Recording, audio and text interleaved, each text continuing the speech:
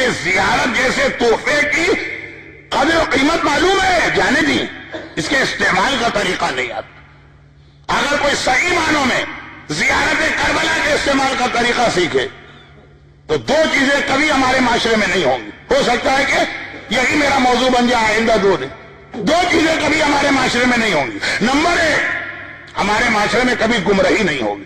جس کو پتا ہے کہ کربلا اور زیارت کسے کہتے ہیں، جسے پتا ہے کہ اربعین کا پیغام کیا، صحیح معنوں میں اگر زیارت کی جائے تو خالی ذریعہ امام تک جاتے وقت عورت کو حجاب نہیں پہننا ہے، وہ دنیا میں واپس پلٹ کے کہیں بھی آئے گی اس کے سر سے کبھی حجاب نہیں اترے گا۔ خالی کربلا میں بیٹھ کے داڑھی نہیں رکھنا ہے، وہ واپس دنیا میں کہیں بھی آئے گا کبھی اس کی داڑھی شیپ نہیں ہوگی۔ خالی کربلا میں جا کے نماز نہیں پڑھنا ہے، وہ واپس دنیا میں کہیں آئے گا کبھی نماز قضا نہ ہوگی۔ ہم نے کربلا کی زیارت، قدر و قیمت ہمیں پتا ہے، میں قدر و قیمت ویلیو کی بات نہیں کر رہا ہوں۔ میرے گیرج میں رولز رائس کار کھڑی ہے، مجھے پتا ہے کتنی قیمتی ہے، میں کہہ رہا ہوں اسے استعمال کرنا نہیں آتا، گاڑی چلانا نہیں آتا۔ ہمیں زیارت کا صحیح مطلب مقصد یہ استعمال نہیں آتا۔ دو چیزیں کبھی نہیں ہوں گی۔ نمبر ایک، کبھی گمراہی نہیں ہوگی، کربلا تو نام ہی ہے ہمیشہ ہمیشہ کے لیے گمراہی کے خاتمے کا۔ جاتے ہیں اور آ جاتے ہیں۔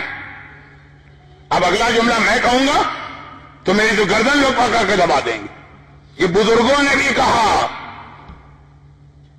مشیر لکھنوی کا یہ شعر ہے نا جو میں ہر سال پڑھتا ہوں، ایمان لپٹ کے رہ گیا قبر حسین سے، واپس لے کے نہیں آئے ایمان، وہاں چھوڑ کے آ گئے، معلوم نہیں کہ زیارت۔ اور دوسری بات میں نے کہا اگر ہم صحیح معنوں میں پہچان لیں زیارت کیا، دو چیز، اور دوسری بات زیارت کر کے واپس آئیں گے کبھی یہ نہیں کہیں گے کہ مولانا میرے گھر یا میرے خاندان میں کوئی پریشانی اور پرابلم۔ کربلا کا ظاہر کبھی خالی ہاتھ واپس نہیں لوٹتا، ہو ہی نہیں سکتا کہ آپ نے کربلا میں دعا کی اور وہ دعا قبول نہ ہوئی۔ ہر ایک کا وعدہ جھوٹا ہو سکتا ہے، یہ اللہ کا وعدہ ہے کہ حسین تیری قبر پہ مانگی جانے والی دعا قبول۔ ایسا نہیں ہوگا کربلا سے واپس بھی آر کا مولانا روزگار کا مسئلہ تو ایز اٹ از، بلکہ اس میں مزید 5000 درہم اور قرضہ چڑھ گیا جو ہم نے زیارت کے نام پہ خرچ کیا تھا۔ ہم تو کہتے نا 5000 لگا لو، کم از کم 50,000 تو یہی مل جائے گا۔ مولانا آپ گئے تھے اور آئے، کوئی صحت وحت تو نہیں مل رہی۔ آج کی دنیا مسائل سے بھری ہوئی دنیا، وہی جابر نے تحفہ دیا ہے، ہمیں پتہ ہی نہیں کہ کس طرح سے زیارت کو استعمال کیا جائے۔